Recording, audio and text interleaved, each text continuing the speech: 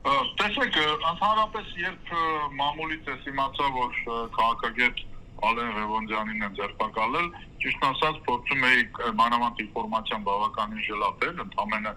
հենց դա էր, ընդամենը փորձում էի կրահել, թե քաղաքական ենթատեքստով որ քրեական հոդվածի տակ են Ալեն Ղևոնդյանին ձերբակալել, փողերի լվացում, ընտրակաշարք բաժանել, թե ինչպես հիմա ավելի մոդայիկ է դառնում լրտես եւ այլն, բայց չկրահեցի, որտեղ պարզվեց, որ ըստ էության մեղադրում են, որ Facebook-ում փաստացի կոչ է արել, կոչ էր անում կամ կոչ է արել սահմանադրական կարգը բռնի տապալել եւ այլն, կոչերի համար, որպեսզի բռնի տապալեն սահմանադրական կարգը ընդհանուր առմամբ։ Անկեղծ ասեմ, ես հատուկ ուրեմն սկսեցի իր էջում ուսումնասիրել, թե վերջի երևի թե մի 10 օրվա ընթացքում առնվազն ինչ գրառումներ է եղել, փորձեցի հասկանամ, որն է ըստ քննչական կոմիտեի հիմա համարվում սահմանադրական կարգը բռնի տապալելու կոչ եւ այլն։ Անկեղծորեն ասած, տեսա վերլուծություն, տեսա եզրակացություններ, տեսա առաջարկներ, բայց որպես այդպիսի կոչ չտեսա ընդհանրապես։ Որևէ կոչ չտեսա, այսպես ասենք, գուցե առաջարկներ ընդդիմադիր դաշտին, որովհետև Ալեն Ղևոնդյանը պարզ է, որ լինելով բավականին որակյալ, բավականին լուրջ մասնագետ քաղաքագետ, ինքը ունի իր տեսակետները, իր քաղաքական հայացքները, դրանք բնականաբար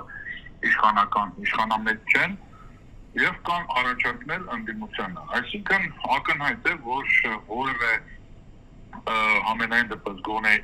իմ պատկերացրածով իրավական տեսակետից ես չեմ պատկերացնում, որ այդտեղ որևէ աղերս կար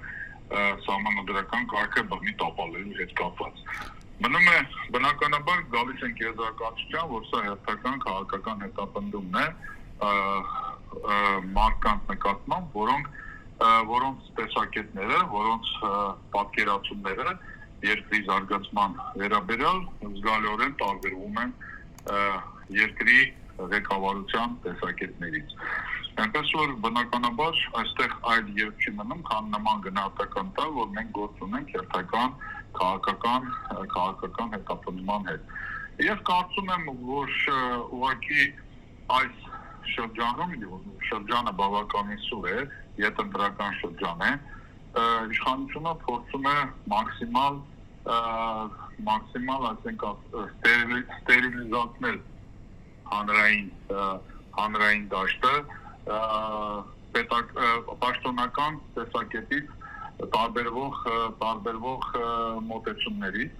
եւ տվյալ պարագայում ես կարծում եմ նաեւ թիրախավորվում են այն անձիկ, այդ թվում նաեւ քաղաքագետները, որոնք